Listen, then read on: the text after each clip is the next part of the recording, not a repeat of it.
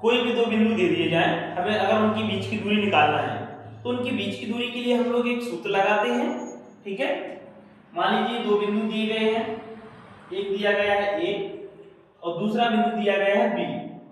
इस बिंदु के निर्देशांक दिए गए हैं 5,4 और दूसरा बिंदु जो बी है आपका, इसके निर्देशांक हमें दिए गए हैं 7,8। हमें क्या करना है, इन दोनों बिंदुओं के बीच की दूरी निकालनी है।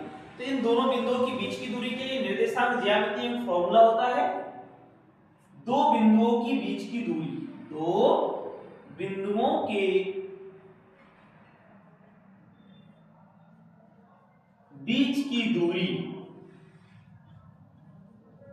ठीक है, तो बीच की दूरी d बराबर हम लोग सूत्र लिखते हैं, d बराबर अंडर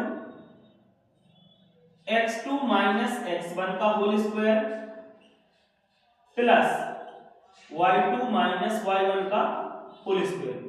इस फॉर्मूले को हम लोग अप्लाई करेंगे यहाँ पर। तो यहाँ पर x1 x2 y1 y2 क्या है, जो निर्देशांक दिया गया पहले निर्देशांक में जो पहले मान होते हैं x1 और y1 के, और जो दूसरे मान दिए गए हैं एक x2 और y2 के हैं।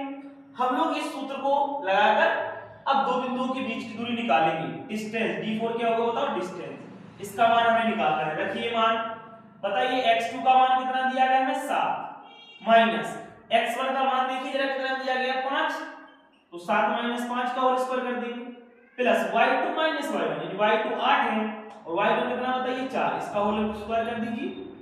इसको सॉल्व कर दीजिए, 7 में से 5 गया 2, 2 का वर्ग हो जाएगा, 8 में से 4 गया 4, 4 का वर्ग कर देंगे। इसको हल करेंगे, 2 का वर्ग 4, 4 का वर्ग 16, जोड़ेंगे तो कितना आ जाएगा बताइए, अंडर रूट के 20 आ जाएगा। इसको हम लोग क्या लिख सकते हैं बताइए, 2 अंडर रूट 5, 2 का वर्ग 4, 4 5 20, यही आ जाती है दोनों बिंदुओं के बीच की दूरी।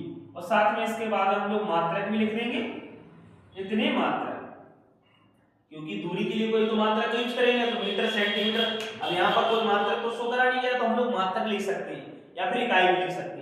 ठीक है, तो इस प्रकार से हम लोग दो बिंदुओं के बीच की दूरी को बहुत ही आसानी तरीके से निकाल सकते हैं।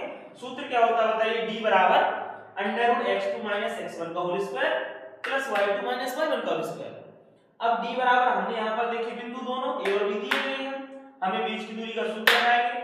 ये x1 बन गया तुम्हारा x2, ये y1 y2, मान रखिए यहाँ पर 7 माइनस 5 का वर्ग हो जाएगा 8 माइनस 4 का वर्ग, 7 में 5 गया 2, 2 का वर्ग 4, 8 में 4 गया 4, 4 का वर्ग 16, जोड़ो कितना हो जाएगा बोलिए